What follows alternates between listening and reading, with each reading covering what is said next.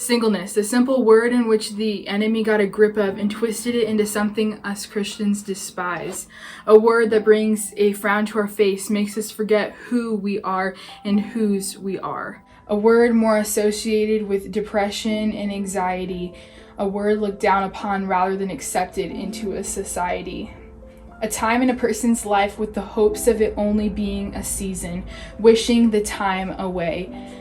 Reaching, striving for one goal, marriage. A dream in every little girl's eye, becoming more of an idol than a gift, warping our view, believing if only I were married, I would not be lonely. Satan, using the same tactic he used on Eve, is God really enough? Telling us lies that if we are in a relationship, then we must not have value.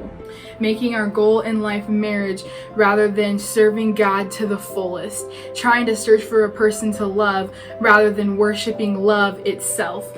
The idea of marriage is consuming our minds daily, and yet we don't even realize it. Causing us to lie to ourselves, thinking every crush we might encounter must be the one God has for us, confusing our feelings with the voice of God.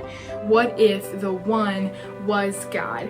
The one who would satisfy your needs, the one who sets your sins as far as the east is from the west, the one who loves you unconditionally, the one who knows you intimately. What if we paid attention to the reason why marriage exists, not to simply get rid of our loneliness, not simply for our pleasure, not simply for our satisfaction, not simply for dedication to someone, not simply for us to feel safe. The image of marriage is to show God's love for us. How a wife submits to her spouse is how a church is supposed to submit to God.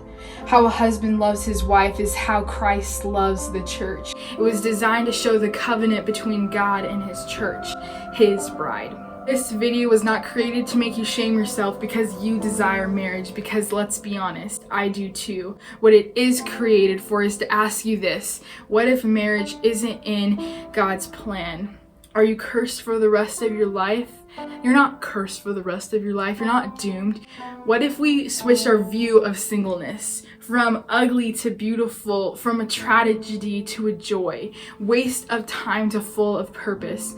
What if we view our singleness as a gift from God? A gift, not a curse, not something we despise, not a horrible, torturous season in our life.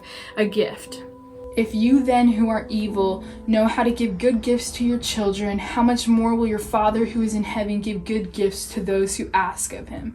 Matthew 7:11. We in our human nature have done what we have always done to our gifts. Allow Satan to get the upper hand. Allow Satan to completely twist and destroy these gifts into anything but a gift. What if we changed our perspective on singleness? Change it from a desperation of man to a desperation of God. What if that happened? What if instead of daydreaming about what marriage could be like, we daydreamed about the return of Christ for his bride, the church? Instead of anticipating your wedding day, we anticipated the arrival of Jesus on his wedding day, where he comes for his bride. What if instead of looking for the one, we spent the time sharing the gospel and planting seeds to show who Jesus is? What if we spent our singleness building habits, dying to ourselves daily to become more like Christ, spending time with God, allowing God to mold us and shape us into who he wants us to be, going on adventures with just you and God, using this time to foster growth and maturity, remembering the ultimate love story. God became flesh and dwelt among us, and then went to a cross in order to die so that he could have a relationship with us. The love the Father had on you, his church, is greater than any love you ever will encounter. That love put himself up on a tree to die for you and me.